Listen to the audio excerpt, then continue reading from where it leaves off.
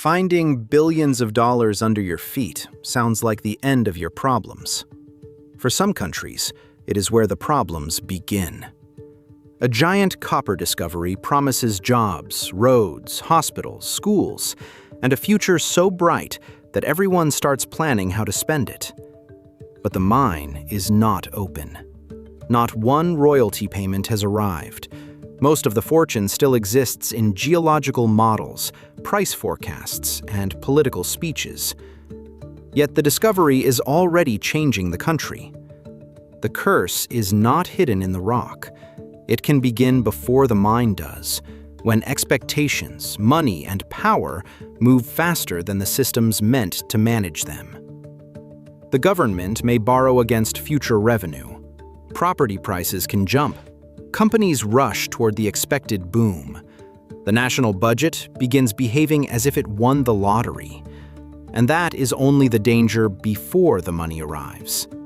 If the project reaches construction and production, foreign investment and export earnings can surge. That sounds excellent, because it often is.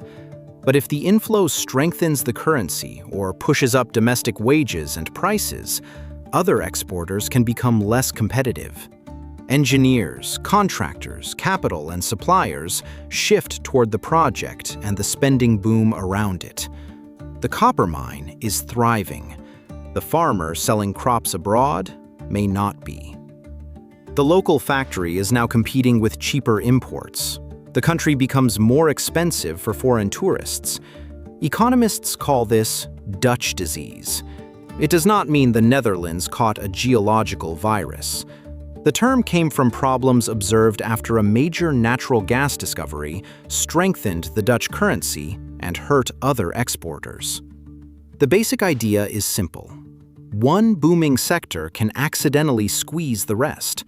But while the money is flowing, it changes more than prices. It changes the rewards surrounding power. The problem is not that everyone suddenly becomes corrupt. The incentives have changed.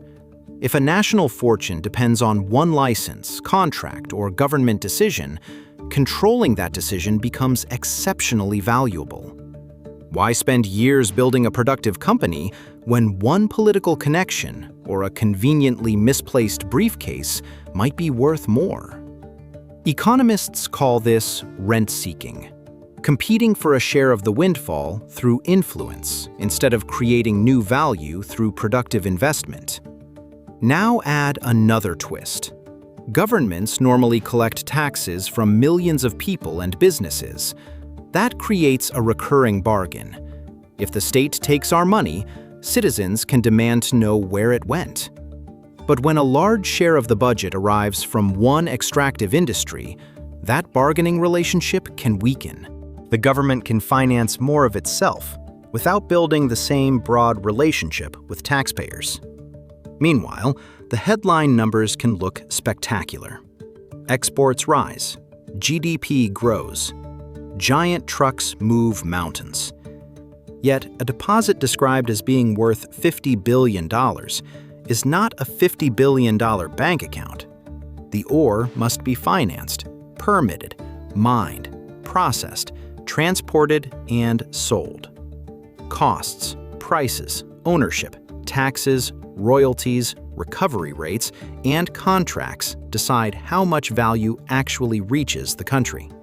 And even national growth can hide who received the benefits and who absorbed the costs.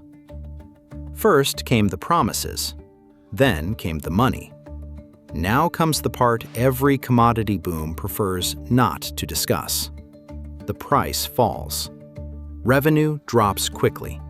But public salaries, ambitious projects, imported lifestyles, and debt payments do not politely fall with it. The unfinished stadium remains unfinished. The loan still wants its money. The country has not built an economy around a mine.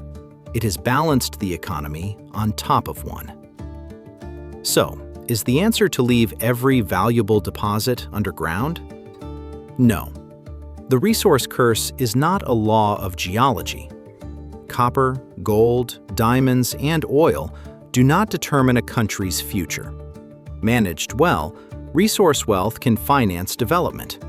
Managed badly, it can magnify inequality and instability. The difference is what happens between the rock and the public. Good management starts before the celebration. First, get the deal right.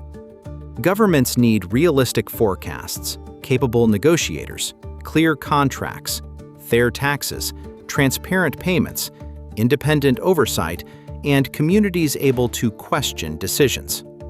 Second, smooth the money.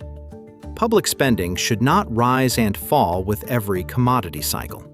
Saving part of a windfall can prevent a price crash from becoming a budget crisis. Third, build what lasts.